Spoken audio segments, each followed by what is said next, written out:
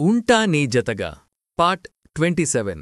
ఇక కథలోకి వెళితే రానా క్యారెక్టర్ నాకు తెలుసు. తప్పు చెయ్యడు. ఒకవేళ చేస్తే ఆ తప్పుని సరిదిద్దుకోడానికి ఎంతైనా చేస్తాడు. అందుకే ఇలా చేశాను అని అభి చెప్పడం పూర్తి చేసేసరికి రాణా రుద్ర పిడికిళ్ళు బిగుసుకుంటాయి. సావేరి తనవల్ల అనుభవించిన నరకానికి కన్నతల్లే కారణమన్న బాధ, కోపం రాణాదైతే హోటల్లోకి నవ్వుతూ వెళ్లిన సావేరి ఎలా బయటికి వచ్చిందో, ఎలా ఇంటికి చేరిందో చూసిన రుద్రకి పట్టలేని ఆవేశం. రుద్ర సావేరిని ఫాలో చేశాడు. హోటల్కి వచ్చేటప్పుడు వెళ్లేటప్పుడు ఆమె వాలకాన్ని చూసి హోటల్లో ఏం జరిగిందోనన్న భయంతో సీసీటీవీ కెమెరాస్ హ్యాక్ చేసి డిపార్ట్మెంట్లో హ్యాకింగ్ తెలిసిన ఫ్రెండ్ హెల్ప్తో జరిగింది తెలుసుకుంటాడు.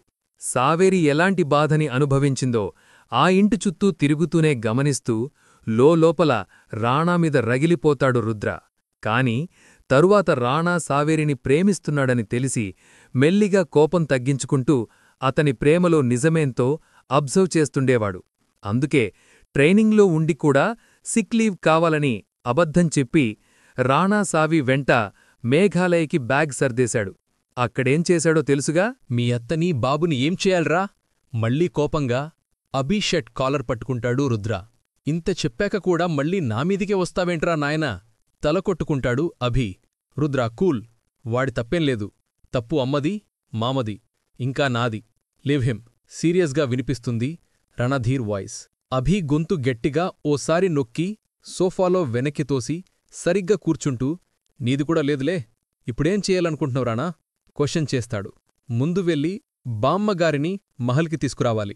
నెక్స్ట్ సావేరినే నా భార్యని, ఈ ఇంటికి పెద్దకోడల్ని ఇంట్లో అందరికీ అర్థమయ్యేలా మాటల్లో చేతల్లో చూపించాలి. నువ్వు కొంచెం కోపాన్ని తగ్గించి కన్నింగ్నెస్ బయటికి తీ. ఫ్యామిలీ ఇష్యూస్ కోపంతో కంటే లౌక్యంతోనే క్లియర్ చేసుకుంటాం బెటర్. నా కోపానికి పేషెన్స్ లిమిట్ తక్కువ.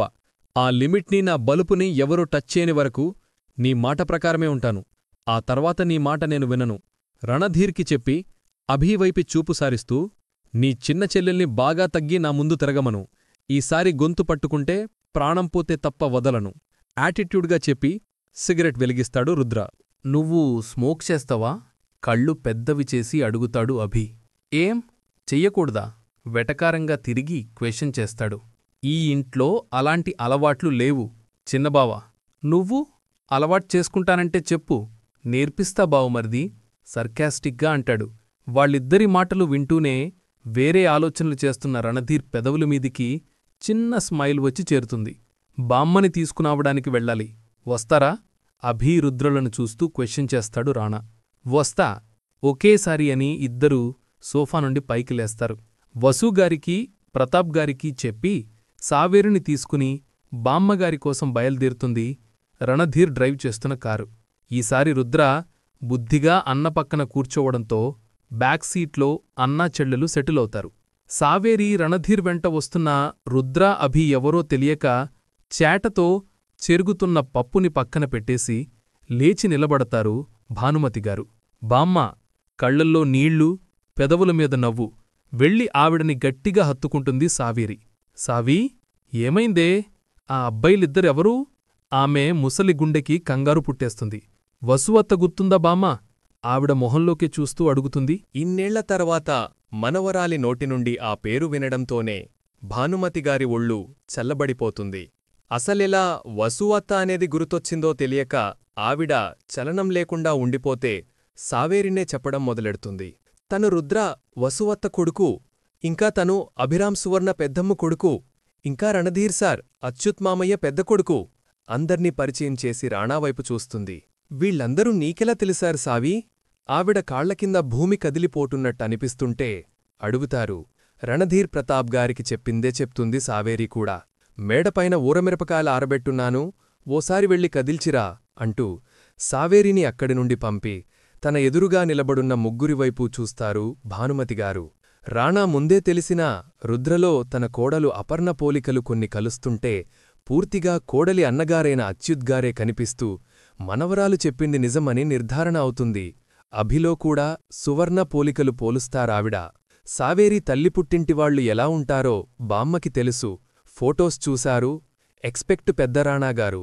ఇంకా ఆవిడ దగ్గర భద్రంగా దాచిపెట్టి కూడా ఉన్నాయి. రాణాబాబూ, మీరందరూ సావేరికి ఏమవుతారో తెలిసి నాకు సంతోషం కంటే భయమే ఎక్కువేస్తుంది. ఎవ్వరికీ తెలియకుండా దాన్ని 13 ఏళ్లుగా జాగ్రత్తగా పెంచుకుంటున్నాను. ఇప్పుడు మీరు ముగ్గురూ సావి జీవితంలోకి వచ్చి దాని ప్రాణాలని ప్రమాదంలోకి నెట్టకండి. ఏడుస్తూ చేతులు జోడిస్తారు భానుమతిగారు. ఆవిడ చేతులని పట్టుకొని కిందకి దించుతూ, మీ భయం దేనికో నాకు తెలుసు బామ్మగారు, కాని సావి ప్రాణానికి నా ప్రాణం అడ్డు. ఇది తను నా మరదల్ని చెప్పట్లేదు. త్వరలో నాలో సగభాగంగా కలిసే నా భార్యగా చెప్తున్నాను. నన్ను నమ్మండి భరోసా కల్పిస్తూ అంటాడు రణధీర్. భార్య ఏంటి బాబూ? ఆశ్చర్యంగా అడుగుతారు. నేను సావేరిని ప్రేమిస్తున్నా బామ్మగారు. మీకు నేను నచ్చితే మీ మనవరాలిని నా భార్యగా మార్చండి. సావేరి అమ్మానాన్నల గురించి తెలిసే ఈ మాట చెప్తున్నావా రాణా? తెలుసు.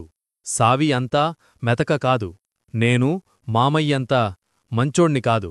సావేరి గురించి చిన్న విషయమైనా అది నాకు పెద్దదే. కేవలం నన్ను నమ్మండి మీరు. రాణాకి తోడుగా మేము కూడా ఉన్నాం బామ్మ. సో టెన్షన్ లేకుండా నా బేబీని వాడికిచ్చేసేయ్. క్యాండీ తింటూ చెప్తాడు రుద్ర. ఎలా ఉన్నావు రుద్రా? అమ్మెలా ఉంది? అతని చెంపనిమురుతూ ఆప్యాయంగా అడుగుతారు భానుమతిగారు. అమ్మ బానే ఉంది. నేనే నీమీద కోపంగా ఉన్నా. కోపమా? దేనికి? దేనికా? నన్ను నా బేబీని విడదీసినందుకు. నువ్వు సావిని తీసుకొని హైదరాబాద్ వచ్చేసినందుకు. అక్కడే ఉంటే అపర్ణ సుమన్ జ్ఞాపకాల నుండి బయటికి రాలేము అనిపించింది బాబూ. అందుకే హైదరాబాద్ వచ్చాము. తెలుసు, కాని నేను హర్ట్ అయ్యా. రేయ్, ఆ క్యాండీస్ పిల్లల కోసం రా. పప్పీకి పేరు పెట్టి పిల్లలకి చాక్లెట్స్ పంచుతానన్నది సావి. అప్పటికే 4 క్యాండీస్ తిన్న రుద్రానని విసుగ్గా చూస్తూ అంటాడు రణధీర్. ఐయామ్ ఆల్సో కిడ్ రే. ఇంపోర్టెడ్ కదా, టేస్ట్ బాగున్నాయి. ఇంకోటి కూడా నోట్లో పెట్టుకొని బాక్స్ దివాన్ మీద పెట్టేస్తాడు రుద్ర. రాణా, ఇప్పుడు మ్యాటర్ చూడు. త్వరగా నా చెల్లెని తీసుకొని మహల్ పోదాం. బామ్మగారికి స్మైలిచ్చి రణధీర్కి చెప్తాడు అభి. బామ్మగారు, మాతోపాటు మీరు సావి మహల్కి వస్తున్నారు కదా? అభ్యర్థనగా అడుగుతాడు. ఎదురుగా ఉన్న ముగ్గురివైపు ఓసారి చూసి కాసేపు ఆలోచించి వస్తాను అన్నట్టు తలూపుతారు భానుమతిగారు. థ్యాంక్స్ బామ్మగారు. ఆవిడ్ని హత్తుకుని వదులుతూ, బన్నీ వాళ్ళకి రోజు హాలిడేనే కదా, పిలవండి అంటూ అక్కడక్కడే తిరుగుతున్న కుక్కపిల్లని ఎత్తుకుంటాడు రణధీర్. ఆవిడలా నవ్వుకుంటూ బయటకి వెళ్లడం, అభీ రుద్రా దివాన్ మీద, రాణా చైర్లో విత్ కుక్కపిల్లతో సెట్లవ్వడం ఒకేసారి జరుగుతాయి. రాణా, ఇప్పుడు ఇది కూడా మనతోపాటు మహల్కొస్తుందా? ఆలోచిస్తూ అడుగుతాడు అభి. వస్తుంది. దీనికి ప్లేస్ లేదా మహల్లో? అది కాదురా, ఇంత చిన్న పప్పి టైగర్ ముందు ఎలా ఉంటుందోనని. Tiger train dog, no problem. బమ్మా, కలిపెట్టాను. ఇంట్లోకి వస్తూ చెప్పి అక్కడ బామ్మ తప్ప బావలు అన్నా ఉన్నారని అర్థమై బామ్మెక్కడా అంటూ క్వశ్చన్ చేస్తుంది. రుద్ర విషయం చెప్పడంతో, దానికి నేనింకా ఏ పేరు అనుకోలేదు అంటుంది సావేరి. నలుగురం ఉన్నాంగా, ఆలోచిస్తే ఎంతసేపు? అభీ డైలాగ్కి అందరూ ఆలోచనల్లో పడి ఒక్కో పేరు చెప్పుకుంటూ పోతారు. లాస్ట్కి రాణా, రుద్ర ఇద్దరూ జూనో అండంతో అభీ సావి మొహమొహాలు చూసుకుని నవ్వుకుంటారు. పొగరు వర్సెస్ బలుపు సింకయ్యాయన్నయ్యా. అవునవును, అలాంటిలాంటి సింక్ కాదు, టైటానిక్ సింక్ అంత స్ట్రాంగు. ఆపుతారా ఇద్దరు? రణధీర్ సీరియస్గా అనడంతో సావేరి మూతి తిప్పేసి, లంచ్ ఇక్కడే చేసి తర్వాత మహల్కి వెళ్దాం, నేనెళ్ళి కుక్ చేస్తానంటూ కిచెన్లోకి నడుస్తుంది. టైం ఆల్రెడీ 11:30 దాటింది బేబీ. హెల్ప్ చేయడానికి వెనకన్నే పోతాడు రుద్ర. 1 కల్లా అవగొట్టేస్తాలే అంటూ వెజిటబుల్స్ తీసుకుని వాష్ చేసి కట్ చేయడానికి కూర్చుంటుంది. నేను కూడా నీకు హెల్ప్ చేస్తానంటూ కొత్తిమీర, పుదీనా పద్ధతిగా వలిచిపెట్టడం స్టార్ట్ చేస్తాడు రుద్ర. పెద్దబావా, చిన్నబావా అందరి దగ్గర లయన్. నా చెల్లి దగ్గర మాత్రం teddy bear. How it's possible మా? వాడికి సావిలో అత్త కనిపిస్తుంది. అత్తకి రుద్రాకి బాండింగ్ ఎక్కువ. వసు అమ్మమాట వినకున్నా అపర్ణ అత్తమాట వినేవాడు. సేమ్ ఫార్ములా అండ్ ప్లేస్ ఇప్పుడు సావికిచ్చేశాడు. ఇవన్నీ నువ్వెప్పుడు కనుక్కున్నావు రాణా? ఫస్ట్ టైం వాడిని చూసినప్పుడే. వాడి కళ్ళు సేమ్ నాన్నగారి కళ్ళలానే ఉండడంతో డౌట్ స్టార్ట్ అయింది. కొన్ని వాడే వాడి గురించి తెలిసేలా చేశాడు, ఇంకొని నేను తెలుసుకున్నా. సరిపోయారన్నదమ్ములిద్దరూ. ఒకరికి తెలియకుండా ఒకరు ఫాలో అవ్వడం, డీటెయిల్స్ తెలుసుకోవడం. నువ్వు కూడా వెళ్ళి నీ చెల్లికి హెల్ప్ చెయ్యొచ్చు కదరా? నాకు కుకింగ్ రాదు రానా. వాడికొచ్చా ఏంటి? నువ్వెళ్ళి పచ్చిమిర్చి కట్ చేసి పెట్టు మా మిర్చి కోసం. నువ్వేం చేస్తావురా? మీరు వండి పెడితే తిని పెడతా. అక్కడ కష్టపడేది నాకు చెల్లి, రుద్రకి మరదలు కమ్ ఫ్రెండ్ కమ్ కాబోయే వదిన. నీకు మాత్రం సర్వం సమస్తం తనే. సో మాకంటే ఎక్కువ నీకే బాధ్యత.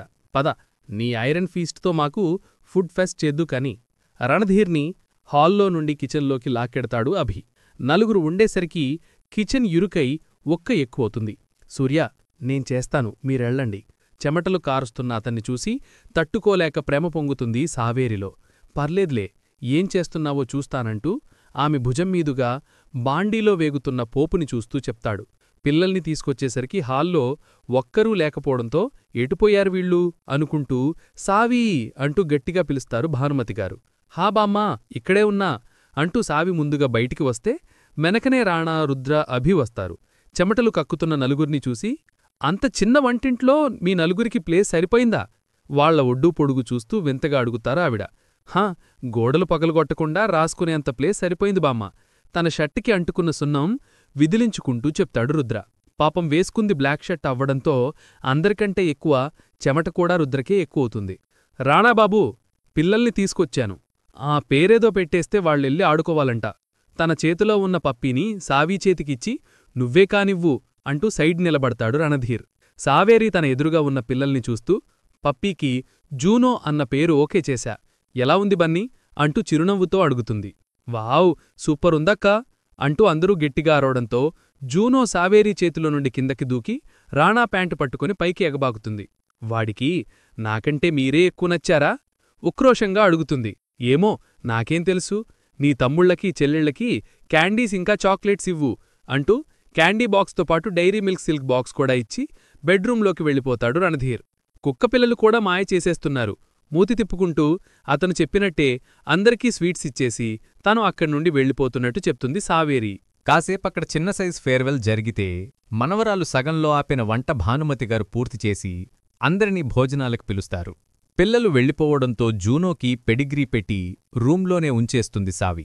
కింద కూర్చొని తినడం అలవాటు లేకపోవడం, పైగా ముగ్గురూ జీన్స్ వేసుకుని ఉండటంతో ప్యాంట్ లాక్కుంటూ పీక్కుంటూ భోజనానికి సిద్ధమవుతారు రాణా, రుద్ర, అభిలు. బామ్మగారు కొసరి కొసరి వడ్డిస్తుంటే తృప్తిగా నలుగురు తినేసి పక్కకు వెళ్ళిపోతారు. బాగా ఉక్కగా అనిపిస్తుంటే ఇంట్లో ఉండలేక అభి కార్లో కూర్చుని ఏసీ ఆన్ చేసుకుంటే భోజనం చేస్తున్న బామ్మకి రుద్ర మాటలు చెప్తుంటాడు. కాసేపు పడుకుంటారేమో పడుకోండి అంటూ రాణాని తన రూంకి తీసుకెళ్తుంది సావేరి. డోర్ ముందుకు వేసి వెనకనుండి హత్తుకుంటూ బామ్మకి తనకీ జరిగిన కాన్వో చెప్తాడు రణధీర్. బామ్మ పెళ్లికొప్పుకుందా? చిరునవ్వుతో అడుగుతుంది. ఒప్పుకుంది. తాతయ్యగారికి నాన్నగారికి కూడా చెప్పాక ముహూర్తాలు పెట్టించేయడమే. ఆమె మెడమీద సున్నితంగా కురుకుతూ చెప్తాడు. ఒప్పుకుంటారు కదా మరి చిన్నత్తయ్యగారు? అమ్మ ఒప్పుకోకున్నా నా నిర్ణయం మారదు. మన పెళ్ళి ఆగదు. ఆవిడ గురించి వదిలేసి నాకో కిస్ ఇవ్వవే. కిస్ లేదు, ఏం లేదు. హాల్లోనే రుద్ర, బామ్మ ఉన్నారు. ఇందాక కూడా కరెక్ట్ టైంకి కిస్ని మిస్ చేశారు. ప్లీజ్ సావి, కాసేపు సైలెంటుంటే కిస్ పెట్టుకుంటా. అంతలేదు, కాసేపు బుద్ధిగా పడుకోండి. అసలే నైట్ కూడా సరిగ్గా పడుకోలేదు. రణధీర్ని విడిపించుకుని హాల్లోకి వెళ్ళిపోతుంది సావేరి. మొండి దయ్యమిది. కచ్చగా అనుకుంటూ జూనోతో ఆడుకోవడం మొదలెడతాడు రణధీర్. కాలం కాస్త వేగంగా గడిచి సావేరి, భానుమతిగారు ఆ ఇంటిని వదిలే టైం అవ్వడంతో పిల్లల ద్వారా విషయం తెలుసుకున్న చుట్టుపక్కలవాళ్లు అప్పటికే ఇంటి ముందు పొగవుతారు. అందరికీ విషయం క్లుప్తంగా చెప్పి త్వరలో జరిగే పెళ్లికి అందరినీ పిలుస్తానని, ఇంటిని కాస్త చూస్తూ ఉండమని బన్నీ మమ్మీకి అప్పగింతలు చేస్తారు భానుమతిగారు. పక్కపక్కన నిలబడ్డ రాణాసావీలను చూసి జంట చూడముచ్చటగా ఉందని మొటికల విరిచి అందరూ వెళ్ళిపోతారు. ఇంకాసేపటికి రణధీర్ కార్ ఆ వీధిని వదిలి మహల్ వైపు పరుగులు పెడుతుంది వేగంగా. ఈసారి సావేరీతో పాటుగా కొత్తగా ఉన్న భానుమతిగారిని చూసి విశారద, కాళేశ్వర్గార్లకి కళ్ళు చిన్నవైతే రుద్ర వల్ల ముందే ఇన్ఫర్మేషన్ తెలుసుకున్న వసుంధర, అచ్యుత్గార్లు సంతోషంగా తమ రూం నుండి బయటకు వస్తారు. అత్తయ్య అంటూ ఒకరు, పెద్దమ్మ అంటూ ఒకరు ఆవిడని చుట్టుకోవడంతో ఎన్నో ఏళ్ల తర్వాత వాళ్లని చూసిన ఆనందంలో భానుమతిగారి కళ్లల్లో నీళ్లు నిలుస్తాయి. మరో కుక్కవాసన పసిగట్టిన టైగర్ హుషారుగా నడుచుకుంటూ బయటకొచ్చి రణధీర్ చేతుల్లో ఉన్న జూనోని చూసి బార్క్ చేస్తుంది. తన రూపానికి, గొంతుకి భయపడి రణధీర్ చేతుల్లో నుండి షర్ట్ పట్టుకుని పైకి పాకుతున్న జూనోని నోటితో పట్టుకుని ఫ్లోర్ మీదకి దించి ప్రేమగా దాని మొహాన్ని లిక్ చేస్తుంది టైగర్. దానితో తనకి డేంజర్ లేదని అర్థమయ్యాక టైగర్ చుట్టూ తిరగడం మొదలెడుతుంది జూనో. అప్పటివరకు అక్కడే ఉన్న ఆమ్రపాలి రుద్రని హాల్లో చూడడంతోనే కంగారుగా అక్కడి నుండి తన రూంకి వెళ్ళిపోతుంది. రాణాబాబూ, ఎవరు వీళ్లంతా? ఆవిడ్నెందుకు మీ నాన్నగారి గదిలో ఉంచావు? కడుపులో మంట ఇంకా దాచలేక బయటకే కక్కేస్తారు విశారదగారు. వీళ్ళు ఈ ఇంటివాళ్లే. తను సావేరి, అపర్ణత్తయ్య కూతురు.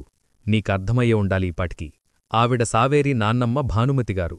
ఇంకా నాన్నగారితో ఒకే రూంలో ఉండేది నాన్నగారి మొదటి భార్య. ఈ ఇంటి పెద్ద కోడలైనా వసుంధరమ్మ. ఈ ఇంటి కోడలిని, మీ రాన్నగారి భార్యని నేను, గట్టిగా అరుస్తారు. అవును, చిన్న కోడలు, చిన్న భార్య, నువ్వే, కూల్గా ఆన్సరిస్తాడు రణధీర్. ఆవిడి అరుపుకి ప్రతాప్గారు కూడా బయటికి రావడంతో సూటిగా ఆయన్నే చూస్తూ, తాతయ్యగారు, నేను మీ పెద్ద మనవరాలిని ప్రేమిస్తున్నాను. తను నా భార్యగా కావాలనుకుంటున్నాను. మీకు ఇష్టమే కదా? సీరియస్గా అడుగుతాడు. అలాంటిదేదో ముందే ఉంటుందని ఊహించిన ఆయన కోరమీసం కింద అందమైన నవ్వు చేరడంతో, నా చిన్న కూతురు రాణి, అపర్ణదేవి ఏకైక సంతానం రాణి సావేరికి, నా ఏకైక కుమారుడైనటువంటి అత్యుద్దేవ్ వర్మ పెద్ద కొడుకు రాజా రణధీర్ సూర్యదేవ్ వర్మకి త్వరలోనే ఈ మహాల్లో కళ్ళు చెదిరే రీతిలో వివాహం జరుగుతుందని నా శాసనం. ఎవరికైనా ఎలాంటి అభ్యంతరాలున్నా నిక్షేపంగా వివాహానికి హాజరు కావాల్సిన అవసరం లేదు. నా పెద్ద కోడలు రాణి వసుంధరదేవి చేతుల మీదుగా నా వారసులు ఏకమవుతారు. అత్యుత్ కోలుకున్న వెంటనే ముహూర్తం నిర్ణయించబడుతుంది. సింహం గర్జనలా ఉన్న ఆయన గొంతుకి అన్నా చెల్లికి వెన్నులో వణుకు పుడితే రణధీర్ సావేరి జంటగా ఆయన ముందు మోకరిల్లుతారు. చిరంజీవ, చల్లగా ఉండండని దీవించి పైకి లేపాక, సువర్ణ అంటూ పెద్ద కూతురిని పిలుస్తారు ప్రతాప్గారు. నాన్నగారు, వినయంగా వచ్చి ఆయనకి ఎదురుగా నిలబడతారు ఆవిడ. ఈ అమ్మాయి నీ చెల్లులి కూతురు. ఇంకనుండి ఇక్కడే ఉంటుంది. ఎప్పటికీ అపర్ణ నగలని అమ్మాయికి అందయి. తప్పకుండా నాన్నగారు. భర్తవైపు చూడకుండా సావేరిని అక్కడి నుండి అపర్ణగారి గదిలోకి తీసుకెళ్లి కన్నీజతో హత్తుకుని వీపంతా ఆర్తిగా తడుముతారు సువర్ణగారు.